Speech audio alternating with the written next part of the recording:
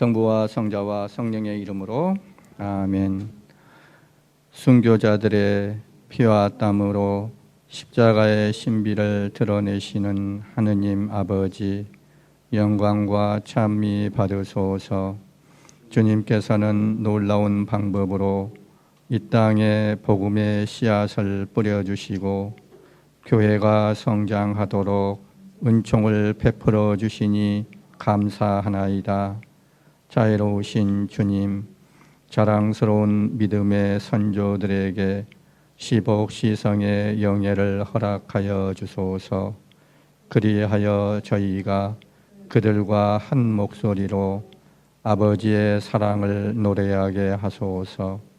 또한 저희가 선조들의 순교 정신을 본받아 악의 유혹이 끊이지 않는 이 세상에서 믿음을 굳건히 지키며 복음의 증인으로 살아가도록 성령의 은총으로 도와주소서. 우리 주 그리스도를 통하여 비나이다. 한국 교회의 주보이신 성모 마리아님과 성 요셉님, 한국의 모든 성인 성녀님 위하여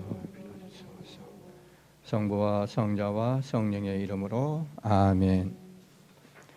네, 이렇게 새롭게 와주신 분들, 또 계속해서 와주신 분들 너무 감사합니다. 오늘 강의는 이제 이벽 선조의 그 영성을 하려고 해요. 그러나 그 전에 강의했던 이벽 신앙 선조에 대한 지난번 강의를 좀 간단히 정리한 다음에 영성에 대해서 말씀드리기로 하겠습니다. 그 여러 말들이 되게 많은데 한마디로 말하면은 이벽 선조는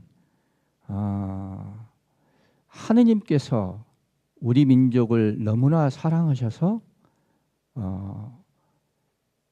보내주신 그런 특별한 선물 같은 분이시다, 이렇게 말할 수가 있겠습니다. 인간적으로 보면은 외모부터서가 남달랐다고 합니다. 기골이 장대하세요.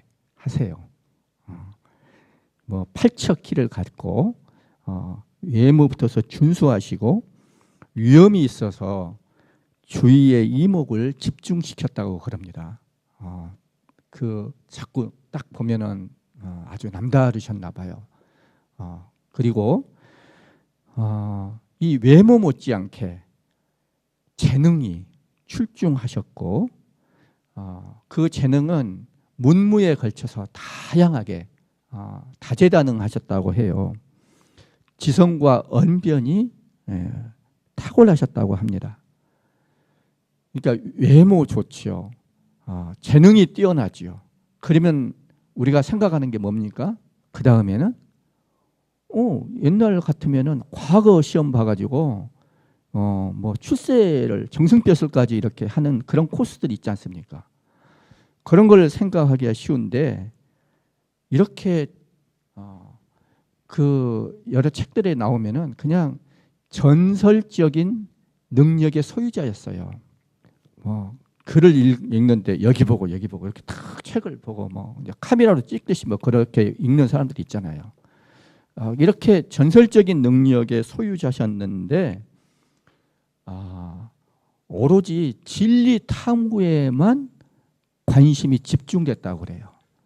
그래서 무슨 과거 시험을 보거나 출세하거나 이런 데는 이렇게 아주 초연하셨다고 그랬습니다. 이런 분이 이제 진리 탐구에 몰두하셔가지고 그때 당시 제가 이제 그동안에 이제 우리 한국 천주교회 창립 전사가 되는 그 성리학의 계보를 쭉 이야기를 했지 않습니까? 도학의 계보. 결국에 그 천주교를 받아들이는 그 우리 학자들의 그런 계보가 있어요. 그 계보에 속하게 됩니다. 그러니까 여러분들 많이 아시겠지만은 성호 이익 아시죠? 성호 이익까지 이렇게 흘러오잖아요, 그죠? 예, 그래서 성호 이익의 뭐 조카 뭐 걸로 생각하는데 그분이 이병유라고 그래요. 그리고 이제 성호 이익의 이렇게 그 수제자라고 할 수 있는 사람이 안정복과 권철신인데 이제 권철신은 성호 이익의 이제 마지막 수제자라고 볼 수가 있어요. 그래서 이 이익과 권철신으로 이제 뭐 성호 좌판이 성호 우판이 그런 이야기를 합니다만은 이 이병유 권철신으로 이어지는 이 항맥을 이어받아서 뭐 이기양이나 이가왕이나 이런 저명한 학자들과 교류하고 유학을 공부하면서 아주 유학의 깊은 지식을 가졌지만은 나중에 여러분들이 잘 아시는 1779년 천지남 주호사 강학회가 있다고 그랬잖아요. 그때 서학에 이제 이분이 좀 더 이렇게 심취하게 됩니다. 그러니까 성리학을 벗어나서 주작을 벗어나서 서학으로 이렇게 관심이 옮겨지게 됩니다. 이 성호 좌파라고 그랬잖아요. 이 권철신이 노감계 학자들이라고 그래요. 이런 사람들은 서학에 대해서 관심은 있었지만은 학문적인 관심을 넘지는 못했어요. 근데 이제 이벽 선조에 이르러서 이 서학을 그냥 학문 차원에서가 아니라 신앙 차원에서 천주교로서 받아들이는 그런 획기적인 전환의 계기를 마련한 분이 바로 이벽 선조이십니다. 예, 그래서 이 이벽 선조는 그냥 학문이 아니라 신앙으로서 천주교를 적극적으로 받아들이는 마음이 강했기 때문에 마침 그때 여러분들 잘 아시는 이승훈이 아버지를 따라서 북경으로 간다 이런 얘기를 듣고 거기 가서 세례를 받고 여러 서학서들 성물들을 좀 가져와라 이렇게 부탁을 했어요. 그래서 가져오니까 이벽 선조께서는 이 서학서를 열심히 읽고 교리를 아주 천주교 교리를 이제 자세히 알고 그래서 옆에 사람들한테 이거를 전했어요. 아주 그 유명한 사람들 있잖아요. 정약용 형제들 있잖아요. 정약천, 정약총, 정약용 형제들 그리고 당대의 가장 뛰어난 학자인 권철신, 권일신 형제들 그리고 이가환이라고 하는 아주 유명한 학자가 있어요. 벼슬도 높은 벼슬도 하고 그랬는데 이런 주위 친지들에게 정교를 했습니다. 그래서 신앙 공동체 우리 한국 천주교회에 기틀을 마련하게 됐어요. 그러면서 이제 그 집을 원래 경기도 광주 쪽에 있었는데 그 집을 아버지로 원래 아버지 집이 포천 쪽인가 그쪽에 있어요. 하여튼 이분이 아버지로부터서 이제 이 신앙을 자유롭게 신앙생활을 하기 위해서 따로 집을 마련해서 왔는데 그게 바로 수표교예요. 여러분들 수표교 아시죠? 지금 그 청계천 있는 부분 거기 청계천의 다리 중에 하나가 수표교인데 제가 지도를 찾아보니까 전태일 여러분들 아세요? 전태일 열사 기념관이 있더라고요. 바로 그 옆에 수표교가 있어요. 이제 시간 되면 한번 찾아가 보고 싶어요. 그 명동 성당 명례방이라 하죠. 거기에서도 그렇게 멀지 않은 곳이죠.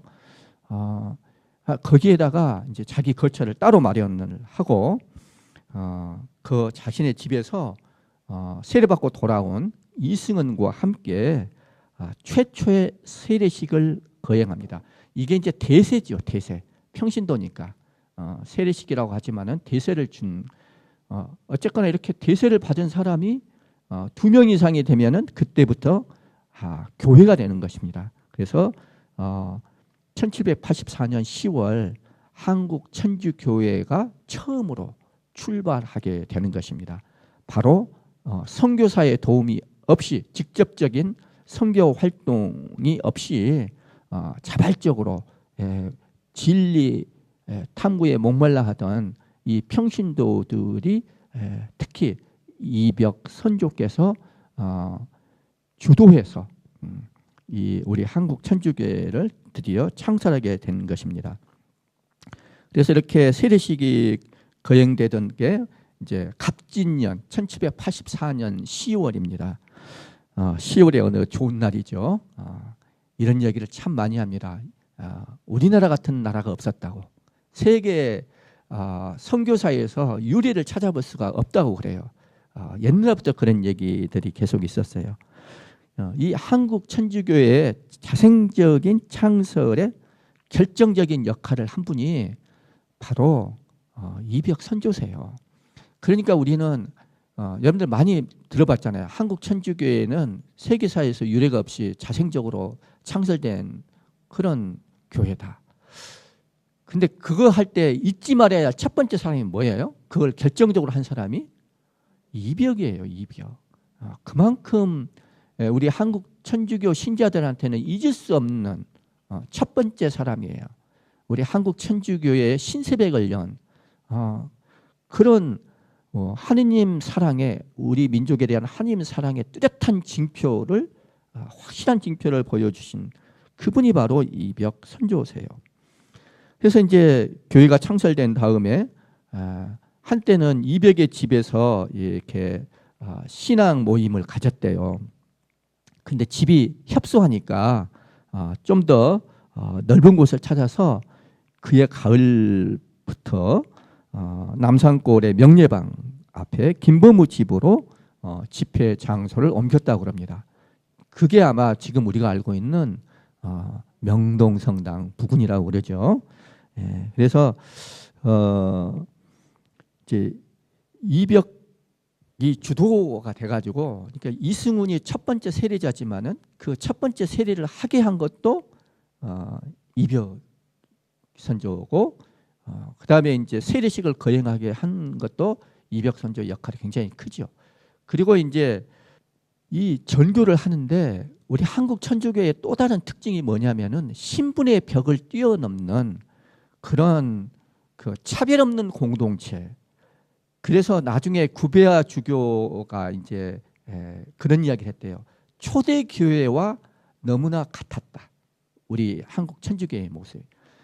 우리가 초대교회 성령께서 활발하게 활동하시는 그건 우리 카톨릭 교회의 첫 모습인데, 우리 한국 카톨릭의 첫 모습도 그와 흡사했다고 구베아 주교는 그렇게 이야기를 해요. 그래서 이벽 선조께서는 그 양반이었지만은 무슨 벼슬 이런 데 관심이 없었고, 그리고 내가 양반임내 하면서 그 신분이 낮은 사람들을 이렇게 소홀히 하고 무시하고 이런 마음이 아니라 똑같은 하느님의 아들이요 딸로서 존중하는 그런 마음을 가지셨어요. 그래서 이 신분의 벽을 넘어서서 정교 대상을 양반만이 아니라 이 중인들에게까지 이렇게 확대를 했어요. 그 김범우도 이벽 선조께서 전도를 하신 거고, 또 그 나중에 이제 서학서들을 한글로 번역을 많이 하잖아요. 그때 이제 그 최창현의 역할이 되게 커요.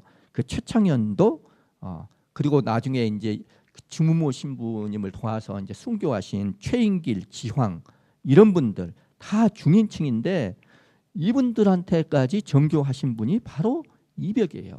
그래서 우리 한국 카톨릭이 정말로 세상의 그런 그 신분 질서에 매이지 않고 정말 하느님의 아들, 딸의 하나의 공동체로서 이렇게 그냥 한국 교회를 창설한 것이 아니라 정말 카톨릭다운 그리스도교다운 그런 한국 교회의 모습을 만들어 나가는데 이벽 선조께서 하신 역할이 크다고 할 수 있겠습니다. 이제 그 한글 우리 한글 유명하지 않습니까? 초창기부터서 서학서들을 한글로 번역을 할 생각을 했어요. 그때는 한문과 한글을 차별했어요. 한문은 고상한글, 한글은 쌍것들도 함께 배우는 이런 것들. 지금 우리 감각으로는 다르죠. 지금도 좀 그런 거 있지 않습니까? 뭐 영어랄지 외국어를 막 함께 섞어 쓰고 그러면은 좀 높아 보이잖아요. 있어 보이고. 근데 이제 순수한 한글을 쓰면은 좀 평범해 보이고 이제 그때는 평범해 보이다 못해서 좀 천한 그런 느낌까지 있었을 거예요. 근데 그런 것들을 이렇게 한글 자체도 존중을 하고 한글을 읽는 그런 사람들도 존중하고 그래서 이 교리서를 한글로 번역하는 이거를 초창기부터서 이렇게 하신 것입니다. 그 또 지방으로까지 뭐 양근 지금 양평이라고 그러죠. 그쪽에 옛날에는 양근이라고 양근하고 그 뭐더라 지평인가를 합쳐서 양평이라는 그 지명이 됐대요. 하여튼 그 양근 지방 건철신 권일신이 있던 그 지방하고 그리고 이제 충청도 그리고 전라도 이런 지방에까지 널리 신자들이 확대가 됐어요. 그러다가 이제 세상에 그 정말 1년이 아니라 반년도 안 돼서 이 집회가 정말 우연찮게 적발된 거예요. 갑진년 다음이 을사년이거든요. 1784년 갑진년 다음에 1785년 을사년의 봄에 형조를 그때는 추조라 그랬어요. 추나추동해가지고 추조 뭐 그렇게 했는데 이 형조들에 의해서 무슨 뭐 도박하나 뭐 그러고 뭐 와서 봤더니는 뭐 이상한 집회를 하고 있어가지고 이제 그게 적발이 된 거예요. 그게 바로 을사추조 적발 사건이에요.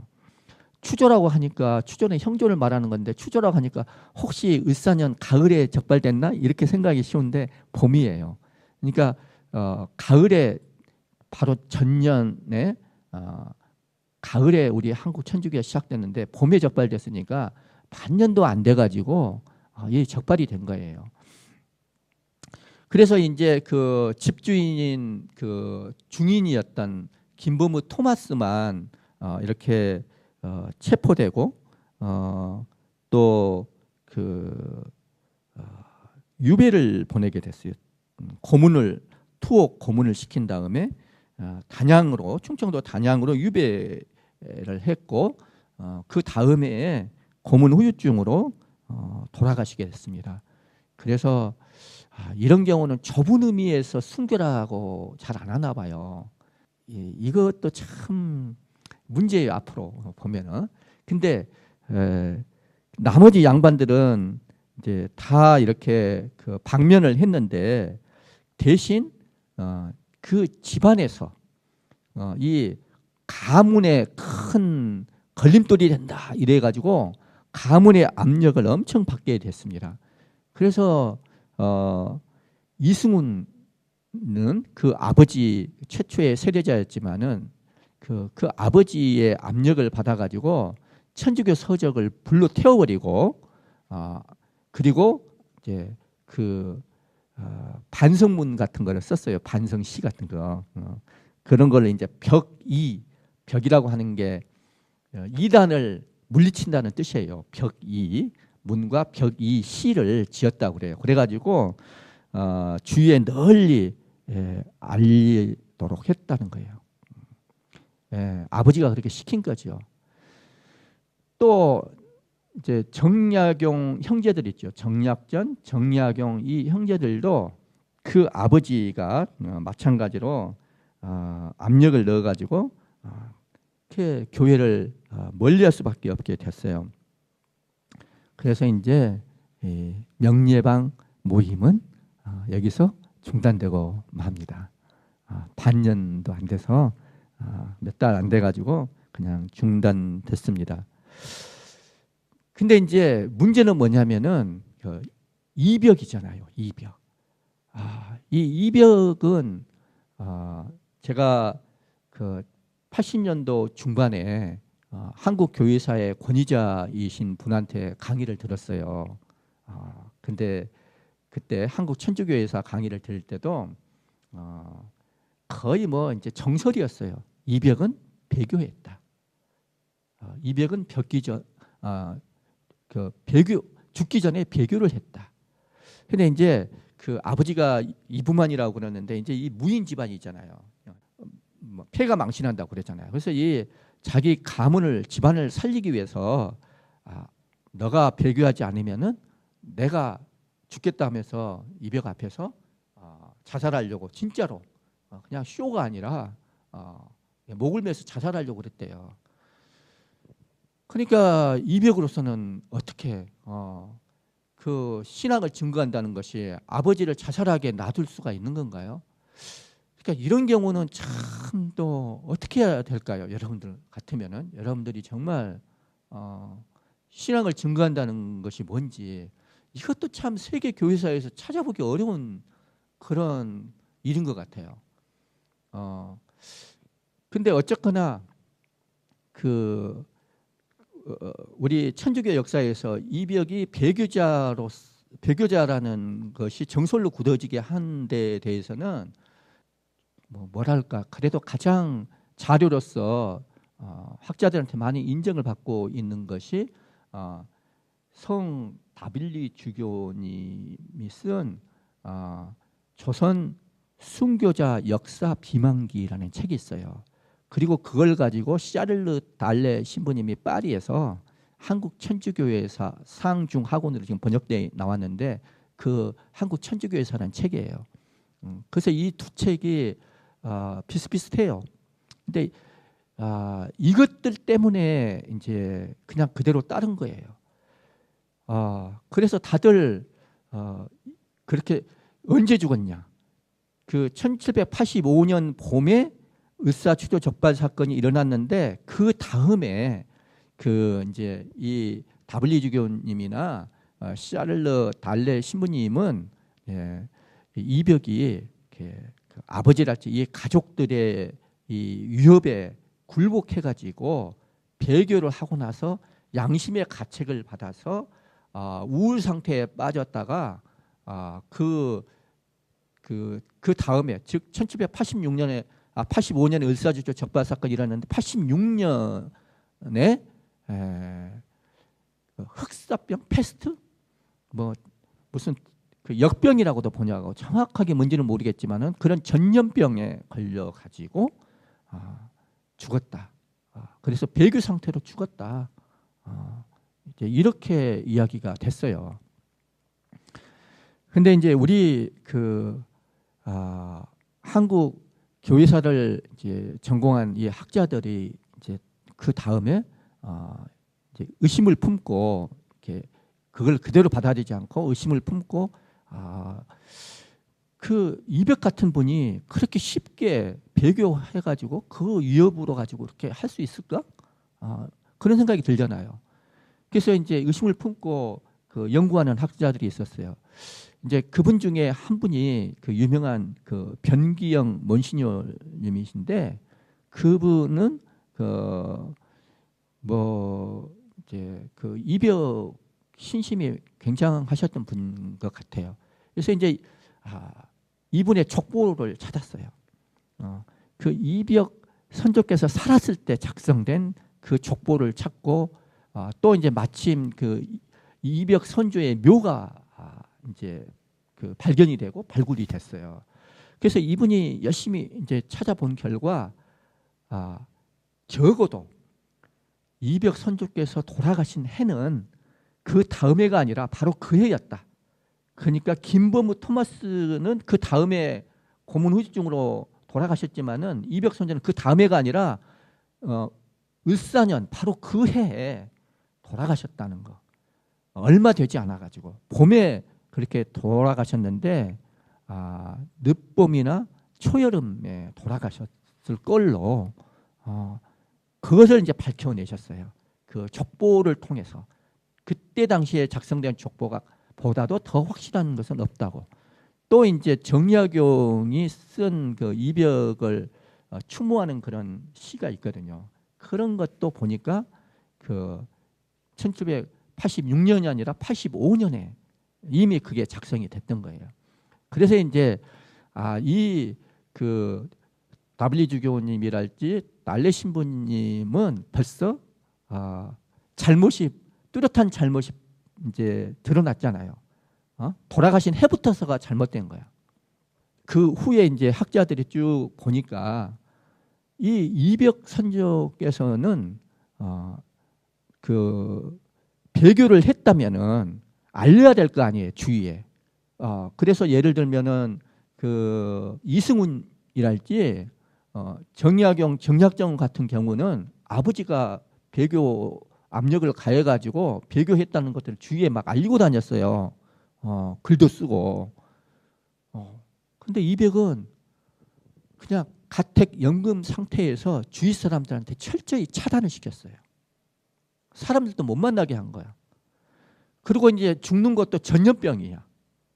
뭐 패스트인지 뭔지 어떤 역병인지 모르지만 전염병이 되니까 죽은 다음에도 찾아오는 사람이 없도록 만들어버린 거예요. 그러니까 죽기 전에 막 이렇게 역병에 걸려가지고 고열이 나고 그러는데도 불구하고 다른 사람들 다 차단시켜놓고 가택연금 상태에서 아무도 모르게 그냥 죽도록 그냥 놔뒀던 거예요.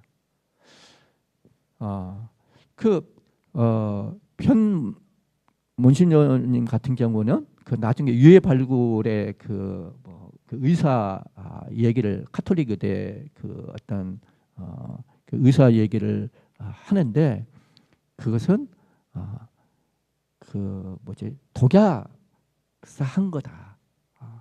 그런 흔적이 있다. 치아랄지 장기를 봤을 때 그 검은색으로 변한 거 뭐 이런 것들 그런 소견까지 냈다고 해요. 그런 건 우리가 확실하게 확증할 수가 없어요. 하도 이제 오래된 일이라서. 그러나 분명한 것은 그분이 그렇게 쉽게 돌아가셨을까? 쉽게 배교하고 돌아가셨어요. 특히 이 W 주교랄지 샤를르 신부님의 얘기는 집안 사람들을 중심으로 퍼뜨린 유언비어일 가능성이 크다고 보는 거예요. 저도 거기에 이제 그 동의하는데 예를 들어서 이제 그 W 주교님의 그 한국 순교자 역사 비만기에 보면은 이렇게 나와 있어요. 그는 그 주위 사람들의 압력과 회유의 마음이 약해지고 하느님이냐 아버지냐 사이에서 갈등하다가 우울 상태에 빠지고 그러니까 아버지 쪽에 마음이 기울어지고 그래서 이제 우울 상태에 빠지고 그래서 인정에 기울어진다는 것은 이제 그 아버지 나보다도 예수님 그런 말 했잖아요. 나보다도 아버지를 더 사랑하는 사람 내 제자가 될 자격이 없다. 이 W 주교가 그런 말을 해요. 이제 이 주위 사람들의 전언을 듣고서 이런 판단을 내린 거라고 봐요. 그래서 인정에 기울어지고 특히 이 부분이 저는 딱 이거는 주위 사람들의 이 전언을 너무나 무비판적으로 받아들였다고 확신이 드는 게 뭐냐면은 벼슬자리의 욕망마저 소생하게 되었다는 그런 말까지 전하고 있어요. 그러나 여러분들 보셨다시피 이벽 선조는 출세에 관심이 아예 없는 사람이에요. 오로지 진리 탐구에만 관심이 있는 사람인데 무슨 그 자기가 이제 그 몸이 약해져 가지고 막 우울 상태에 빠졌는데 우울 상태에 빠지면 의욕도 다 없어지고 그런 상태인데 무슨 벼슬자리의 욕망마저 소생하는 듯한 이게 말이 되겠습니까? 그러니까 이거는 그 집안 사람들을 중심으로 퍼뜨린 유언비어를 그냥 무의판적으로 그 전문용어로 사료 비판 없이 그냥 받아들인 거라고밖에 볼 수가 없는 거예요. 그래서 이제 우리 한국 그 학자들의 노력으로 이렇게 사망 시점과 사망 원인이 적어도 배교는 아니라는 거, 순교라고까지 확증할 저분님의 순교라고까지 확증하기는 어려울지 모르지만은 적어도 신앙의 진리를 증거하다가 돌아가셨다. 이것이 그리고 이제 그 이후에도 사학의 괴수라는 말이 그 여러 그 천주교 반대자들의 입에서 이제 관변학자들의 입에서 막 나오거든요. 그러니까 이분이 배교자로 죽었다면은 뭐 이렇게까지 이야기할 수가 없겠죠. 여러 가지 그런 것들이 있어요. 그래서 이벽 선조는 이제 우리가 이것도 하나의 신원을 해드려야 될 것 같아요. 옛날에 우리 그 뭐 예를 들어서 그 동학의 최재우에 대해서 뭐 신원 운동 같은 것이 막 벌어지고 가끔 좀 원한을 풀어주는 그런 것이 있잖아요. 저는 이벽 선조도 우리가 신앙의 우리 그 후손들로서 마땅히 관심을 가지고 그분이 하나님 사랑에 얼마나 분명한 징표인데 이렇게 배교자로 이 집안 사람들 그런 그 낭설을 그대로 받아자 지금까지 이렇게 오랫동안 배교자로 이렇게 됐다는 게 너무 마음이 아파요. 그래서 이벽 선조께서는 1785년 봄에 형조의 관원들한테 적발된 후에 아버지를 위시한 가족들로부터 배교하라는 위협에 굴복하고 나서 양심의 가책을 받아 갈등을 겪으며 지내다가 1786년에 33세의 나이에 전염병에 걸려서 요절했다는 주장은 역사적 사실이 아니라는 것.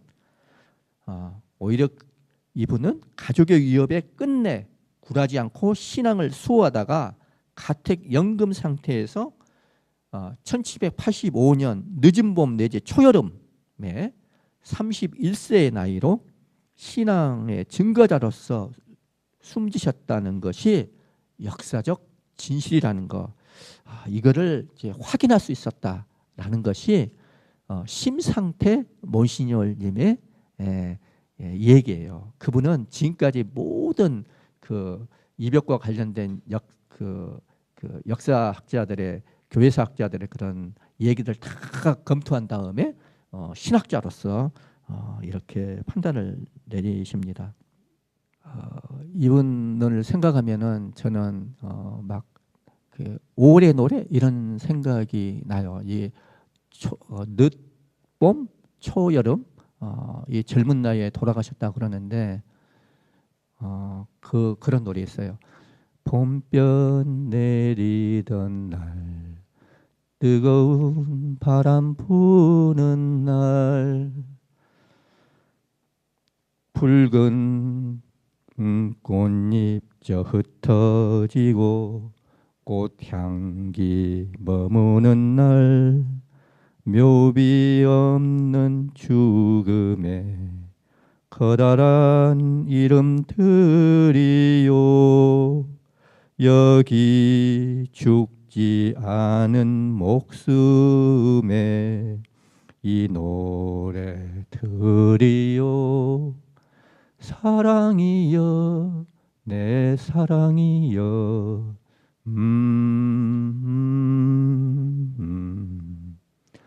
이렇듯 봄이 가고 꽃 피고 지도록 멀리 5, 6월 하늘 끝에 꽃바람 타도록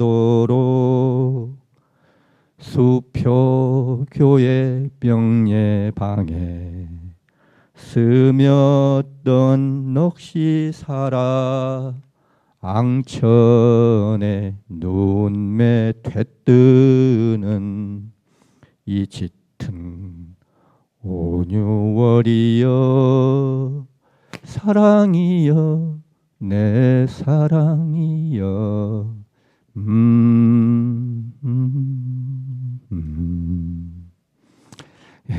저는 이벽 선조님을 이렇게 기리고 이 노래로 이렇게 기리고 싶어서 여러분들하고 한번 나눠봤습니다. 우리가 한국 천주교 후손으로서 산다는 것은 하느님께서 우리 민족을 얼마나 사랑하셨으면은 이벽 선조 같은 신분을 보내드리고 또 앞으로 우리가 계속 살펴보실 우리 한국의 그 훌륭하신 우리 선조들 한 번씩 이제 시작을 하려고 그럽니다. 이 역사라고 하는 것은요, 그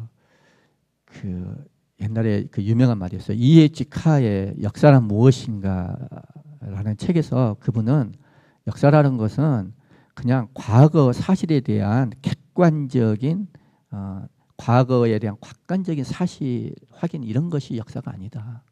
그런 건 없다는 거예요. 과거에 대해서 객관적인 그런 것이 있을까요? 여러분들 과거 역사에 대해서 여러분들이 직접 본 것도 시간이 지나면 이렇게 기억도 이렇게 뭐 좀 색채가 더해지잖아요. 그래서 순수 객관적인 것은 없어요. 지금 현재와의 대화라고 그래요. 그래서 역사는 과거와 현재의 대화다. 그러면 이제 현재에서 뭐가 중요하냐면은 이 역사를 할 때 제가 옛날에 그 뭐 종교사에서 배운 것입니다만 3M이라고 그래요. 3M. 자료가 있어야 돼요. 역사, 사료, 자료. 그리고 이제 메소드, 역사 방법이 있어야 되고, 근데 더 중요한 게 이 모티프, 동기의 동기. 그래서 이 동기가 이 두 가지를 결정을 한다. 이런 거예요. 그 역사란 무엇인가라는 책에서도 나왔는데, 예를 들어서 내가 무슨 물고기를 잡고 싶은가, 이 동기에 따라서 어느 어장으로 갈 것인가, 그리고 어떤 도구를 쓸 것인가가 결정된다고 하는 거예요. 그래서 이렇게 우리가 이제 우리 신학 선조들을 볼 때도 이게 중요한 거예요. 뭐가 중요한가? 어떤 마음으로 이분들을 보려고 하나? 저는 옛날에 제가 종교학을 배우면서 그 종교 현상학자로서 유명한 분 이런 말씀하셨다 그래요. 종교 현상을 제대로 알려면 어떻게 해야 되나? 제대로 접근하려면은 이것은 사랑하는 이에 대한 사랑하는 이의 사랑 어린 눈길이어야 한다. 이것도 마찬가지죠. 우리가 이벽 선조를 역사적인 어떤 자료로 대하면서도 그런 마음이어야 된다고 봐요. 이벽 선조의 세례명은 무엇인지 아세요, 여러분들? 세례자 요한이에요. 그러니까 이 주보성인을 정하는 것도 보면은 참 생각을 많이 한 것 같아요. 이승우는 베드로로 세례명을 정했죠. 그 베드로에 앞서서 세례자 요한, 길을 닦아놓는 그런 것이죠. 그리고 이제 자신의 호도 광암이라고 해요. 광암 이벽이라고 해요. 이 광자가 빌광자거든요. 광야에서 세례자 요한이 그렇잖아요. 근데 세례자 요한도 누구죠? 그 헤로데 안티파스의 뭐죠? 직언을 했다가 감옥에 갇히잖아요. 감옥에 갇히면서 지금 이벽 선조께서 가택연금 상태에서 죽음을 예감하듯이 이 세례자 요한도 감옥에 갇히면서 마음이 많이 이렇게 힘들었을 것 같아요. 이벽 선조도 마찬가지고 실제 세례자 요한도 그 감옥에서 얼마나 마음이 힘들었겠어요. 그러면서 마음이 좀 흔들렸던 것 같아요. 그래서 이제 보면은 우리 마테오복음 11장 2절에서 6절까지 자기 제자들을 예수님한테 보내서 물어요. 오실 분이 선생님입니까? 아니면 저희가 다른 분을 기다려야 합니까? 이런 걸 묻도록 했어요. 그러니까 얼마나 자기 마음이 흔들렸으면은 예수님께 대한 믿음이 흔들렸던 거예요. 맞습니까? 이제 그 안에서는 그런 마음이 든 거예요. 그러니까 예수님이 뭐라고 그래요? 요한에게 가서 너희가 보고 들은 것을 전하여라. 눈먼 이들이 보고 다리 저는 이들이 제대로 걸으며 나병 환자들이 깨끗해지고 귀먹은 이들이 들으며 죽은 이들이 되살아나고 가난한 이들이 복음을 듣는다. 나에게 의심을 품지 않는 이는 행복하다. 이렇게 말씀하셨어요. 근데 죽음 앞에서 우리가 신앙이 흔들릴 수 있죠. 이런 죽음도 뭐냐면은 엄청난 고난이잖아요. 고난을 겪고 있으면서 마음이 흔들리잖아요. 예수님께서도 십자가상에서 어찌하여 저를 버리셨나이까 이렇게 외치잖아요. 그런 마음이 왜 없겠습니까? 이런 인간적인 마음이 있는 것은 이것도 그 고난의 한 부분으로 저는 받아들일 필요가 있다고 봐요. 세례자 요한도 그런 것이죠. 그러니까 예수님께서 이 말씀을 하시니까 이제 이 말씀을 전해 들으니까 세례자 요한은 알아들으실 것 같아요. 지금 예수님께서 당신이 하신 일들은 요한 당신이 행하던 일들이 아니요. 내가 지금 그 일을 계승해 가지고 계속 이렇게 해나가고 있다는 말이요. 당신이 옳았어. 지금까지 당신은 잘 살아온 거 아니요. 그러니 믿음을 그대로 잘 지키시오. 이런 말씀이 아니겠어요. 그래서 이제 이 말씀을 듣고 아마도 세례자 요한은 더 이상 흔들리지 않고 이렇게 옥중에서 순교할 때까지 마음을 잘 지니셨고 그랬을 거라고 우리는 믿음으로 생각을 해요. 그걸 어떻게 알겠어요? 그 이야기 그분도 인간이었을 테니까.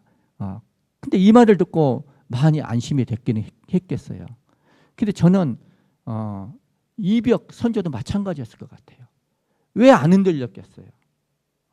아버지가 그렇게 협박을 하고 그래서 아버지 그걸 죽일 수는 없으니까 일단 아버지를 살리고 봐야 되니까 뭐라고 말씀을 했는데 그 다음에 이제 많이 힘들 수밖에 없을 거예요. 그리고 이벽 선조께서 받아들이는 그 신앙은 저희 예수의 그 선교사 신부님들이 그 중국에 이제 그 책을 많이 썼잖아요. 그 책을 통해서 받아들이는 것들인데 그 책은 뭐예요? 한마디로 보유론이에요. 나중에 제가 좀 더 이야기를 하겠지만은 유교를 보완한다는 뜻이에요. 그 예수님께서 그런 이야기 하잖아요. 나는 율법을 폐지하러 온 것이 아니라 완성하러 왔다. 그러니까 예수의 선교사들도 우리는 유교의 가르침을 폐지하러 온 것이 아니라 우리 카톨릭은 완성하러 온 것이다. 이런 말씀을 한 거예요. 그래서 유교적인 가치, 충과 효 이런 거 있잖아요.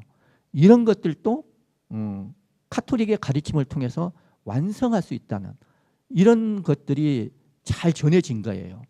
이벽 선조도 나중에 더 얘기를 하겠습니다만 이것이 잘 감동을 받고 이 새로운 희망을 갖게 된 거예요. 근데 지금 아버지가 자살 위협을 하는데 아버지 자살하든지 말든지 내버려 둘 수가 있어요? 이거는 효 이전에 인간의 도리가 아닌 거예요. 근데 그렇게 했다고 해가지고 자신의 그 배교를 막 강요를 하는데 배교할 수도 없는 거잖아요. 배교 끝까지 안 했어요. 그런 말이 어디도 없어요. 그냥 아버지 그냥 죽지 않게 하는 그런 것밖에 안 한 거예요. 그러니까 이제 그 집안에서 이거 견디다 못해가지고 이 가택연금 상태에서 보내지 않고 그 시금을 전폐하다 하고 이분은 의관도 고쳐 입지 않았다고 그랬어요. 그러니까 거의 자신이 죽을 각오를 한 거죠. 죽음의 준비를 했다고 볼 수가 있죠. 지금 이 문제들은 앞으로 우리 한국 카톨릭의 신앙 선조들을 알아보는데 되게 이제 그 이벽 선조에서 그치지 않아요. 하여튼 지금 우리들의 문제이기도 하잖아요. 그렇죠? 이런 것들을 어떻게 우리가 잘 통합시켜 나갈 것인가. 근데 프란치스코 교황님이 우리나라에 시복식 하시러 오셨잖아요. 그때 강론할 때 그 우리 신앙 선조들의 이야기를 하면서 무슨 말씀을 하셨냐면은 사랑의 이중계명이 있잖아요.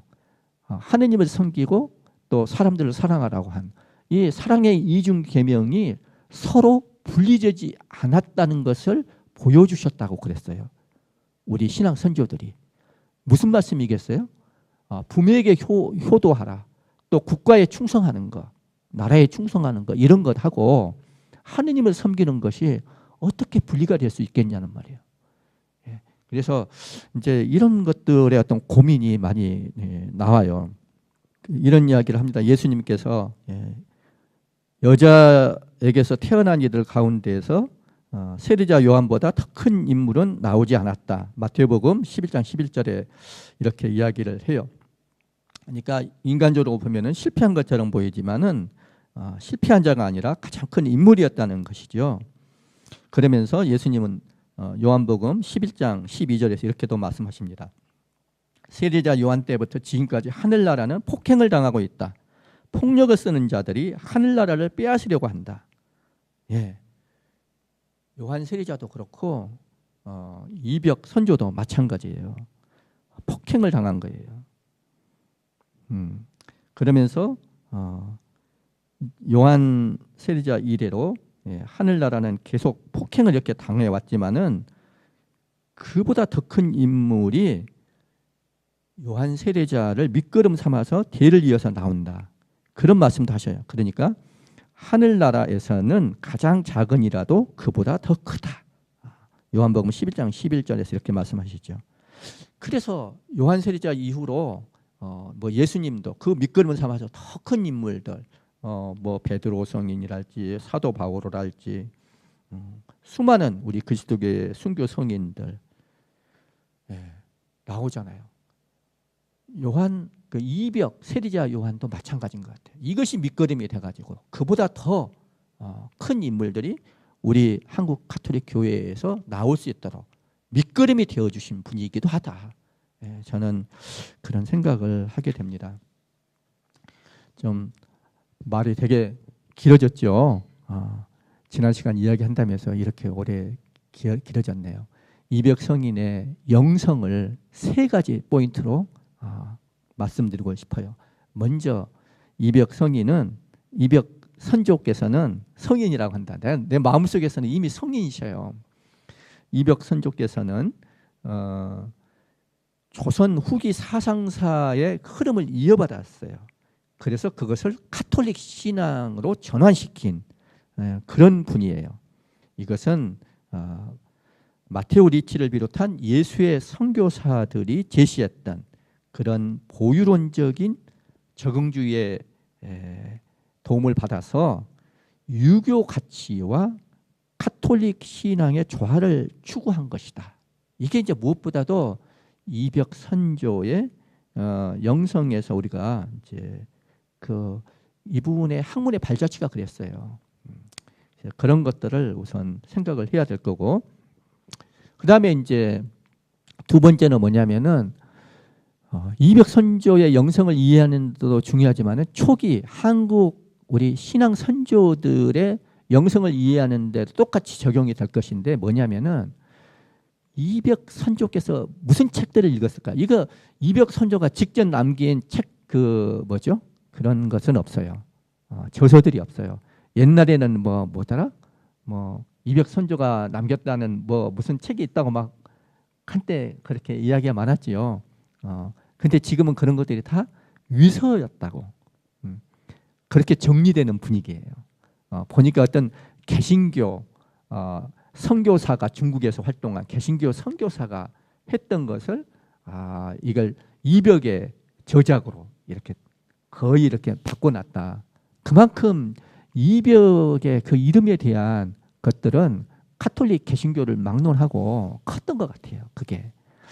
근데 이제 그러면 어떻게 우리가 이벽 성인의 이벽 선조님의 그 영성이 뭔지 알 수 있나? 그것은 그분이 읽은 책을 통해서 간접적으로 우선은 유추할 수가 있어요. 어떤 책을 읽었을까요? 이승훈한테 부탁을 해가지고 천주교 서적들을 가져오도록 한 다음에 잠심 감서했다고 그랬어요. 그러니까 마음을 가라앉히고 계속 그 책을 읽었다는 것인데 얼마나 열심히 계속 읽었겠어요, 그거를. 근데 그 책들이 뭔지 우선은 이지조가 쓴 마테오 리치 때 그 3대 제자라고 할 수 있는 서강계 이지조 이런 사람이 있어요. 근데 이 이지조라는 사람이 쓴 천학초함이라고 하는 책이 있어요. 이 책에 2편 기편 이렇게 한 10여 편씩으로 이렇게 하나의 그 총서라고 할 수가 있어요. 그런 책이 있는데 거기서 유명한 책이 바로 천주시리. 그리고 조선 유학자들한테 엄청 큰 영향을 끼친 칠극 판토하라고 하는 사람이 쓴 다 예수회원이에요. 칠극. 그리고 또 마테오 리치가 그 천주시리도 썼지만은 그 긴 시편이라고 기인은 좀 기인이라고 하잖아요. 그런 이상한 사람이라고 하기는 좀 그렇고 좀 기이한 사람, 자신을 그런 기인이라고 마테오 리치가 그렇게 이야기했나 봐요. 그래서 긴 시편이라는 책이 있는데 이 책은 죽음, 사후 심판, 천당지옥 그리고 중국의 미신들을 비판하고 재물에 대한 탐욕도 비판하고 뭐 이런 것들을 문답식으로 저술한 교리했었으니까 천주시대하고 크게 다르지가 않아요. 그런데 뭐가 다르냐? 다른 사상이랄지 학파에 대한 부정이랄지 비난이 거의 없어요.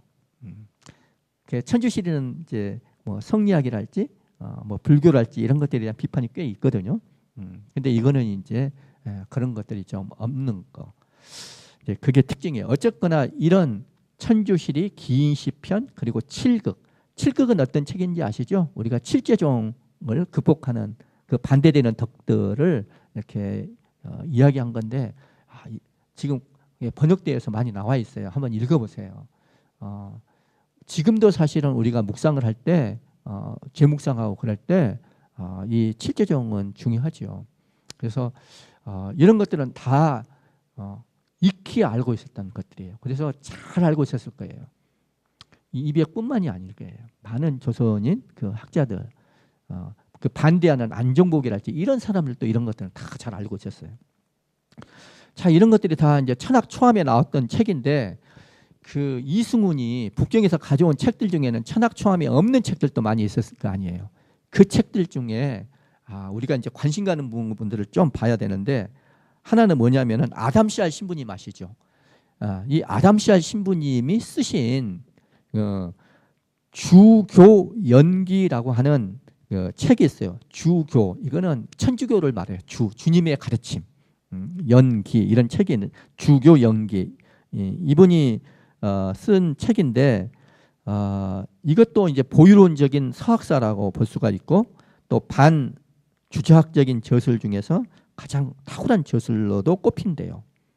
그래서 마땅히 이벽 선조도 이 책을 읽었을 거라고 보는데 뭐냐면은 기본 교리를 일단 이렇게 창조주 하느님께서 존재하시고 그 속성이 무엇인지 천지창조 하느님의 우주를 다스리심 그리고 인간 영혼의 존재와 불멸성 천당 지옥 이런 얘기는 그 정약용이 나중에 이벽이 뭐 배를 타고 뭐 그 이렇게 오다가 한강으로 이렇게 마제 그쪽에서 이렇게 배를 타고 이렇게 한강 서울로 이렇게 내려오다가 이 천지 창조에 대한 이야기 그리고 영혼과 육신 그런 이야기들을 막 하는데 그 정약용 느낌은 마치 그냥 우주의 은하수가 이렇게 막 장엄한 그런 것들이 막 내려오는 듯한 그런 느낌을 받았다고 되게 인상이 깊었나 봐요. 그래서 이 주교연기가 그런 책이에요. 그리고 하느님 구세주 하느님의 강생과 순환과 부활과 승천 이런 것들 이런 얘기들도 다 하고 있어요. 그리고 그 원시유교 원시유교는 원래 유교 그 성리학 이전에 옛날 유교 있잖아요. 그 유교 공자 맹자 그때까지의 그 유교가 지닌 종교적인 가르침이 시간이 지나면서 이게 뭐라 그럴까 좀 퇴색되었다 이렇게 보는 거예요. 그 보유론에서 중요한 것이 그게 그래서 성리학으로 오면서 발전한 것이 아니라 이게 원래 가르침이 퇴색되어 버렸다고 보는 거예요. 그러니까 원래 유교가 가졌던 것은 하느님을 인격신으로 뚜렷이 이렇게 인식을 하면서 숭배하였던 것이었는데 이런 게 그냥 흐릿해져 버렸다는 거예요. 그리고 사변화되어 왔다는 거예요. 성리학적인 그런 이론으로 추상화되고 사변화되었다. 이걸 되게 안타깝게 보는 거예요. 사실 그런 경향이 있죠. 우리가 그 이제 옛날에 그 마틴 부보라고 하는 사람이 그 한 유명한 말이 있어요. 처음에는 사람이 약간 현상학적인 얘기인데 나와 너로서 만나는 건데 이게 나와 너가 아니라 나와 그것으로서 만나게 된다. 그런 유명한 말씀을 하신 것 같아요. 그 이제 그 역사적으로도 좀 그런 경향이 있는 것 같아요. 원래 이제 원시유교가 가졌던 그 하느님에 대한 만남은 나와 너로서 만났어요. 그게 무슨 말씀인지 오시나요? 근데 이제 성리학 주작으로 가면서 이게 자꾸 사변화돼. 그래서 자꾸 이제 성찰 반성하다가 이게 원래 생명력을 싹 잃어버리고 그냥 뭐지? 그 원래 사과에서 비타민으로 이렇게 뽑아가지고 사과 맛이 원래 과일 맛이 없어지고 비타민 당위정을 먹는 것과 같은 그런 걸로 바뀌어버려. 나와 그것으로 바뀌어버렸다는 거예요. 그래서 저는 이 예수회원들의 이 보유론이 이런 것들을 잘 이렇게 짚어내고 있지 않나 이런 생각을 해요. 또 슈미트라고 하는 그 신부님이 계셨어요. 좀 인류학, 종교학 쪽에 이 신부님이 하신 말씀인데 그분도 그런 말씀하셨어요. 원래 옛날 사람들은 까마득한 옛날 사람들은 지고신을 믿었다는 거예요. 수프림 빙을 믿었다는 거예요. 그러니까 하느님에 대한 인식이 이렇게 강했다는 건데 이게 나중에 시간이 지나면서 이게 시야에서 멀어져 버려요. 그래서 이제 그 퇴거신, 데우스 오테우스로 이게 몰락이 된다는 거예요. 이게 이렇게 바뀐다는 거예요. 그래서 지금 예수의 이 선교사분들이 와가지고 마테오 리치를 비롯해서 그분들이 보는 것이 이런 부분이라고 봐요. 저는. 그래서 저는 이 주작 비판에는 굉장히 그 어떤 중요한 핵심을 보여주는 것이 있고 그런 것 때문에 우리 그 이벽 선조를 비롯해서 이 카톨릭을 받아들인 학자들이 있잖아요. 북인계 남인 학자들 이분들이 애타게 찾고 있던 것들이 바로 이 하느님에 대한 감각이었는데 성리학에 와서 이런 것들이 그냥 이렇게 사변화되고 이렇게 그냥 추상화돼 버리니까 힘이 없는 거예요. 그래서 이게 실제 내 삶에 어떤 힘이 되지 못하는 거예요. 힘이 되겠습니까? 그런 게 실제로 내가 하느님을 만나는 것이 중요한데 그래서 이 주교 연기에서 말하는 것이 바로 그런 거예요. 성리학의 태극, 이익, 음양오행을 그렇게 비판하는 거예요. 그러면서 천주교는 이 점을 보완하는 역할을 한다.